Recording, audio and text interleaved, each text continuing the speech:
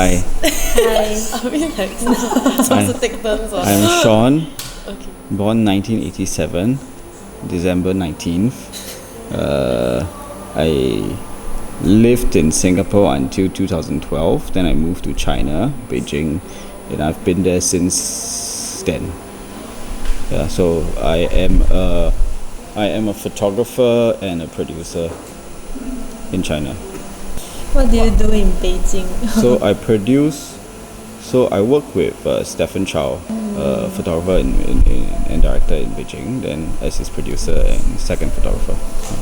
Photography wise, I shoot anything actually. Buildings, people, mostly buildings and people. Like architectural mostly, and then after portraiture.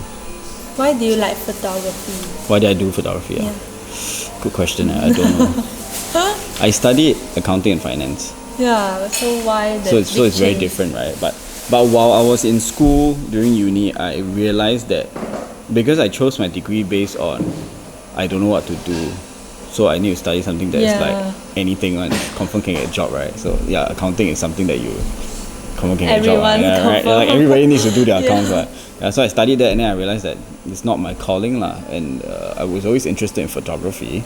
Somehow or another, I had a chance to try it in Singapore. I was like freelancing as a studio assistant, intern, and all that kind of thing. And after I got a chance to go to China, then I just left, lah. Then after that, it's been this long. So what's the difference between photography in like here in China? Like the difference, good question. I'm not very familiar here because mostly, like the main bulk of my career is actually in China. Difficulties in China would be you are new there. The industry works very differently. So there's like a culture shock kind of thing. I think culturally very different, but at the same time, because you are a foreigner, you don't compete in the same space as a local photographer. So I know your story. You come from the army. What did you study before? Business IT. Oh, then why video?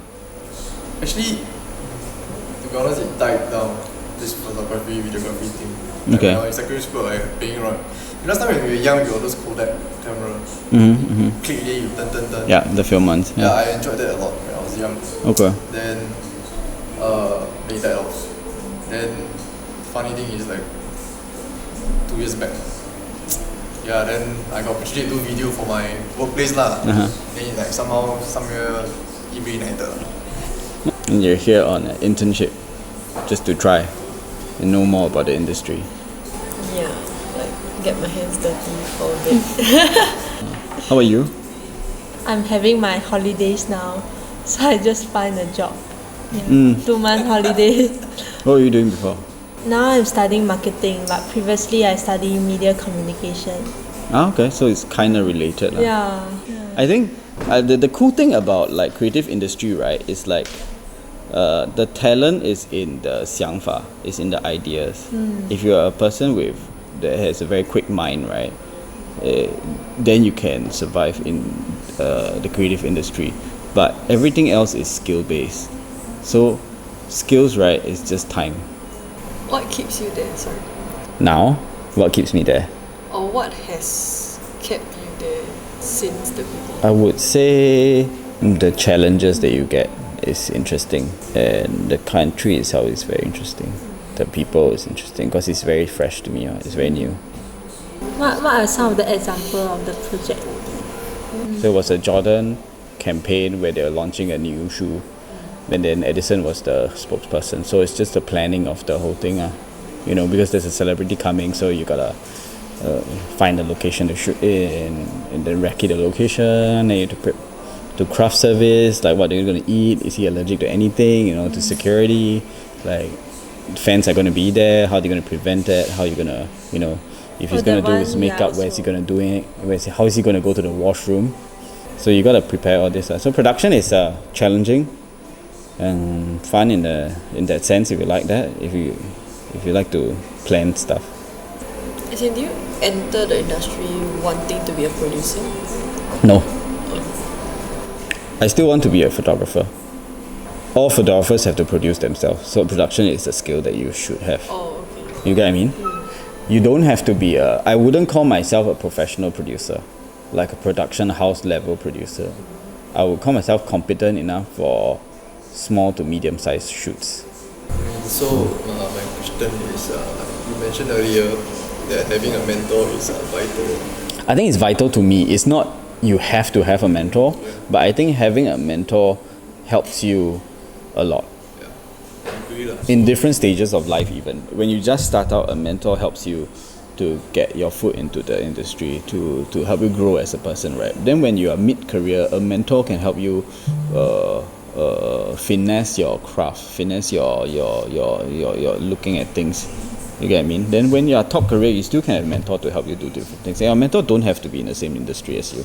It's just somebody that you respect and you think their views are in line with yours and could lead you in the right direction. You can always doubt him because he's a person after all. But you also give him your respect lah, because you chose him to teach you, and he accepted you. Your mentor don't need you actually.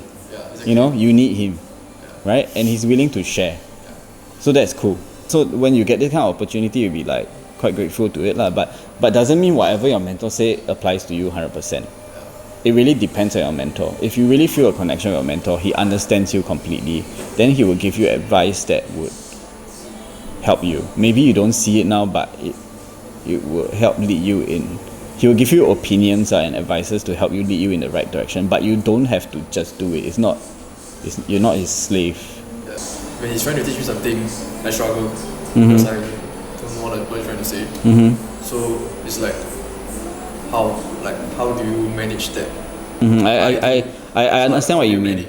So your problem is your mentor is not right for. I'm just joking. I'm just joking. No lah, it's like it takes time to learn because you really start from zero, and what your mentor can share with you is his experience, right, on how he will approach this. But you might not approach it the same way, or maybe you don't understand. Then you can always choose to do or don't do. If you do already, then maybe you will see after you finish it, then you look back and like, oh, maybe he's right, or you look back and be like, oh, maybe he's wrong. Then you learn something. But anyway, it's that process, no? Because if you just want to copy 100% of mentor, you just become a shadow of him. Whereas a true mentor will want you to grow past him. Just try.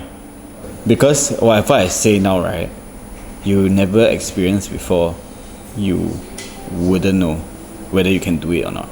I cannot tell you don't do it. So just do it. Just go and try out. Just fall. Just fail. You still can fail now. But you reach like 30 plus, you feel like damn painful. Maybe you can do videography for like 5 years or 10 years, and then you realize that maybe it's not your thing. You like to 自插. I don't know. Then you open a hawker store. You get what I mean? It doesn't have to be something that you stick to for your whole life. If you like it, you try it. You try it. If you find that it's your calling, you do it.